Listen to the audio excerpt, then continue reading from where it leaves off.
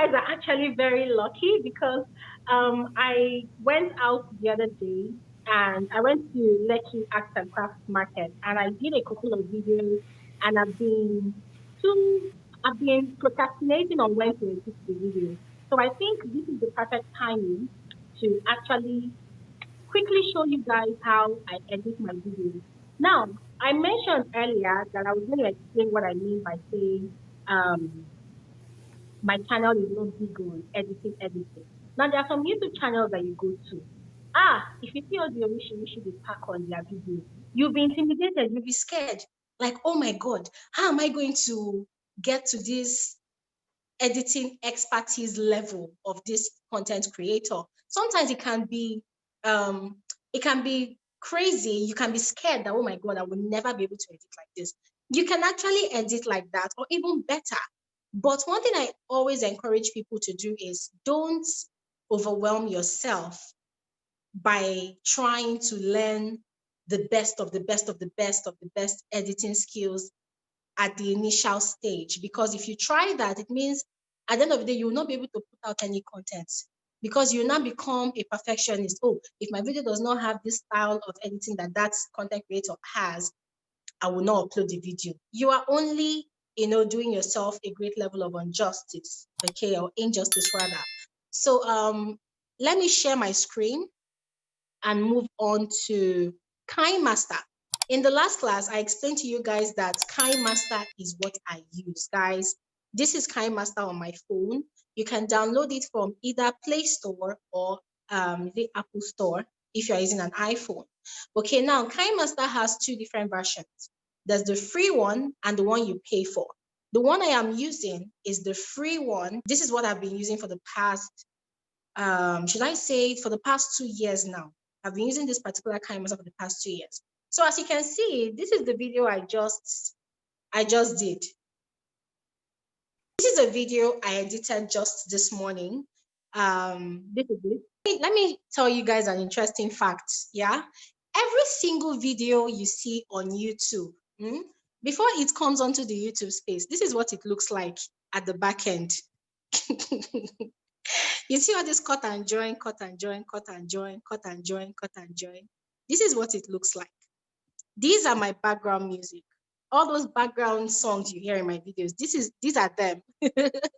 See, very, very funny. And sometimes it can be very, very crazy because look, let me show you something. See, this is what they look like. You see all this white space? There are spaces for transitions. I'll explain what that means. When you open Kinemaster freshly on your phone, this is Kinemaster on my phone. You open it. This is the interface you see. Okay, now different versions can show you different interface. This is my own interface.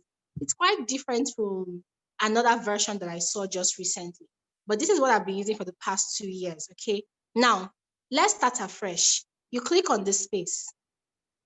Now, you see this 16 by 9? This is the perfect dimension for a YouTube video. I've come across some YouTube channels that uses this long full screen dimension. It is not advisable to use those kinds of dimension. Although sometimes when I do my live stream on Saturdays, this is the dimension I use. But for a YouTube content creator, this is the acceptable and perfect dimension. Okay, the widescreen dimension. People also call it the widescreen dimension. Now, when you open Kinemaster freshly, you see a black space like this, very blank space. Now, how do you now select your videos? Let's assume that you have used your phone to do some recordings. Yeah, maybe you have done like maybe 5 different recordings, 2, 3, 4, or 5. Go to media. Click on media. Now, on my own phone, you see exports, screenshots, camera, downloads, screen recordings. I'm going to my camera because this is where I save most of the videos that I record on my phone. Let's go to my Lekki Art and Craft movement. Now, I have 1, 2, 3, 4, 5, 6, 7, 8, 9 different cuts for my Lekki Art and Craft video. So let's start adding them together. I click on this, it has entered. 2 has entered. 3 has entered. 4, there's 5, there's 6, there's 7, there's 8, there's 9. I've clicked on all the 9. They've all entered. You see this arrow here, click on it, it says okay. Okay.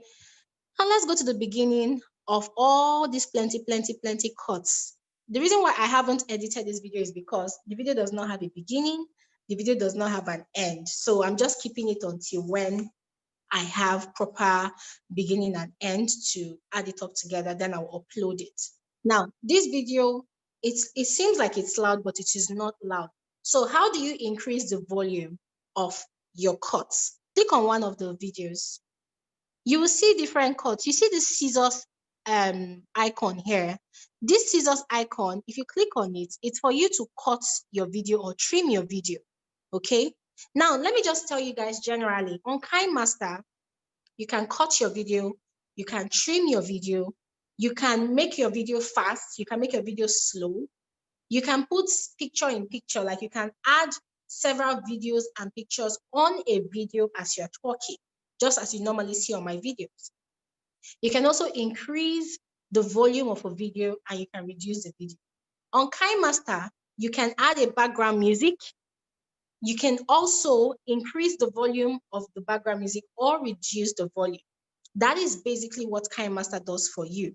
Kinemaster basically helps you to add different clips of recordings together to create a beautiful creation that is worthy of uploading to YouTube or even any other social media platform. That's the beauty of having Kinemaster. It is one of the easiest and simplest ways of putting together your disjointed ideas that you recorded in a video. And at the end of the day, when it comes out, it looks beautiful. I'm just going to quickly show you guys how all this video looks like. Cut and paste, join. And then together, we're going to do something and make it look beautiful. So look at this. Let's move on. But before we move on, let's increase the volume. Remember I said with Kinemaster, you can increase the volume of a recording or you can reduce the volume. Now, because this is going on YouTube and I want people to be able to hear what I am saying inside the video, I'm going to increase it by clicking on this speaker. As you can see, the volume is already on 100. If I bring it down and click OK, see, you won't hear anything. But if I want you to hear what I am saying in the background, I'm going to increase the volume to 200. Click OK. As you can see, guys, the volume is now slightly higher. Okay, it's now slightly higher. But there's another technique to removing the audio or the sound from a video. That technique is if you want to use your own voice recording. Maybe you are not satisfied with the things you were saying in that video. You now decide that, okay, I don't want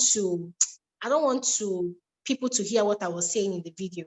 I decide to put maybe my own voice recording. So for now, I don't have a voice recording, but instead, I'm going to put a song to play. We're going to use a YouTube audio. On my songs playlist, I have a folder where I downloaded some songs from the YouTube audio library. We actually talked about this last week.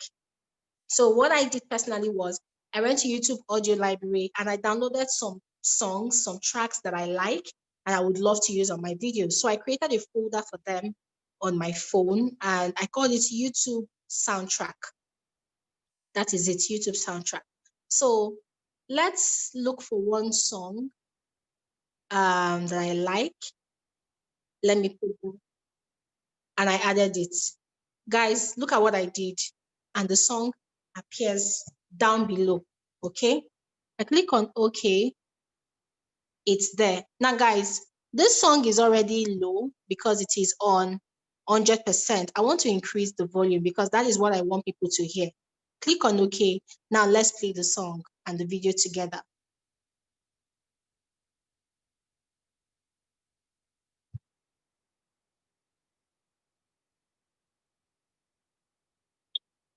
Okay, so that is just an example.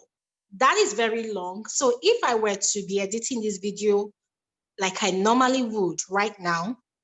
This part where this guy is showing me all these pictures, artworks he did, I'm just gonna make it like 10 seconds because, guys, let's be realistic. Time is one of the very, very important factors on YouTube. The audience attention span, it's very, very low.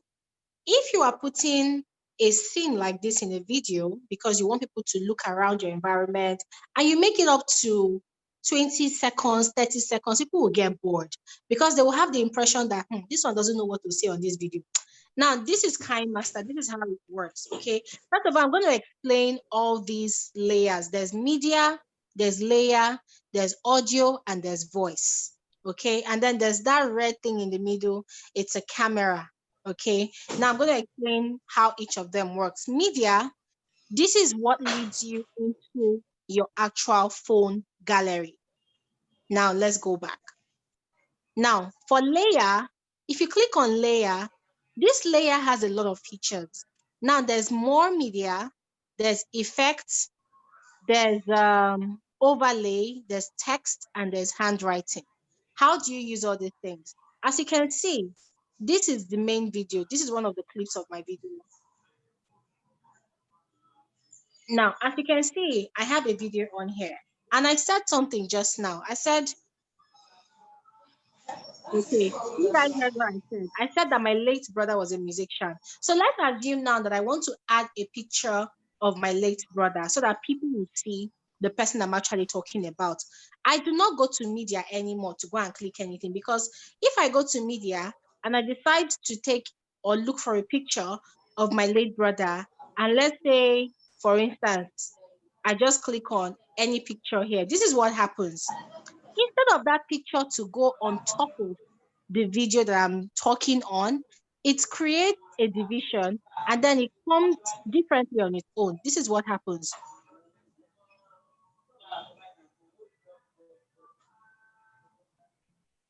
See, instead, it now shows it, the picture of the person I'm talking about before it now takes me back into the video. Now, this is a very, very unprofessional editing. If I do it like this, it's going to make my video look very, very bad and poor.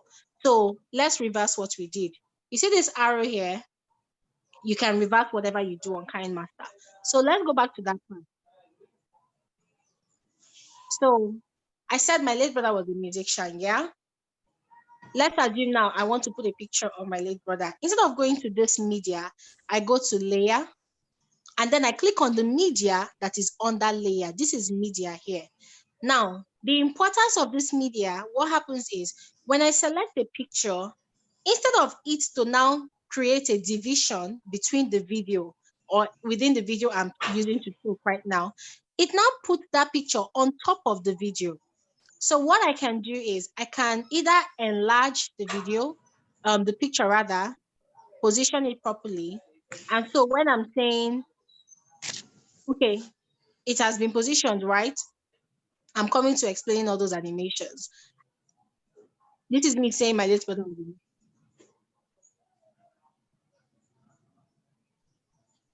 So guys, can you see what I just did? I'm trying to explain that somebody that was my blood was a musician. And then let's say I'm putting his picture on there. God forbid, these people are not going to die. I'm just putting it because that's the fastest picture I can lay my hands on. Yeah.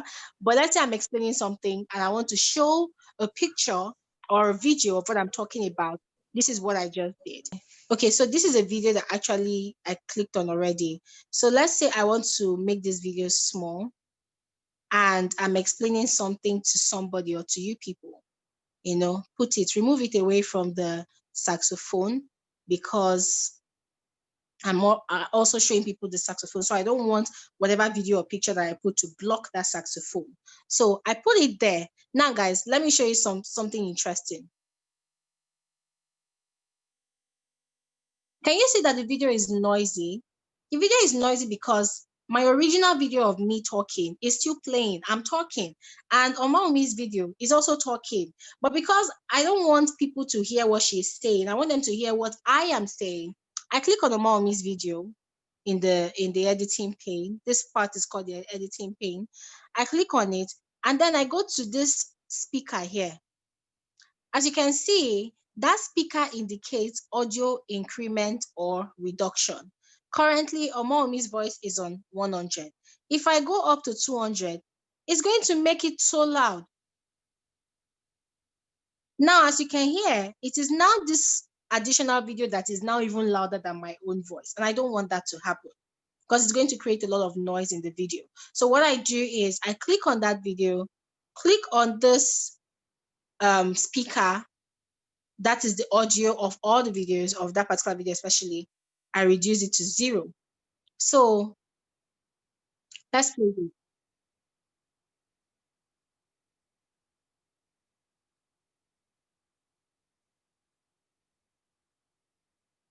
So guys, as you can see, let's assume now that whatever I'm saying in this video concerns Omaomi, okay? As you will see much later on the video I uploaded today, you should check it out. You will see how I use this Omaomi's video as well. So I don't want anybody to hear what she's saying, but I just want people to see the person I'm actually talking about. That is the essence of putting this video over there, okay? So let's remove this video. To remove this video, you can click on the video and you can click on delete.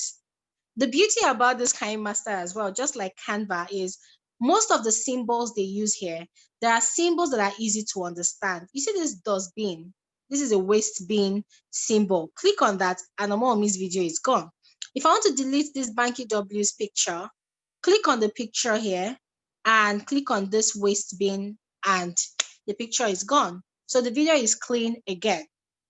Okay, so that is the beauty of using layers. Layers, as the word implies, you can add things on top of your video in a very, very neat way, in a very, very creative way that is not going to distort what you are saying in your actual video. But it's not working for me. Maybe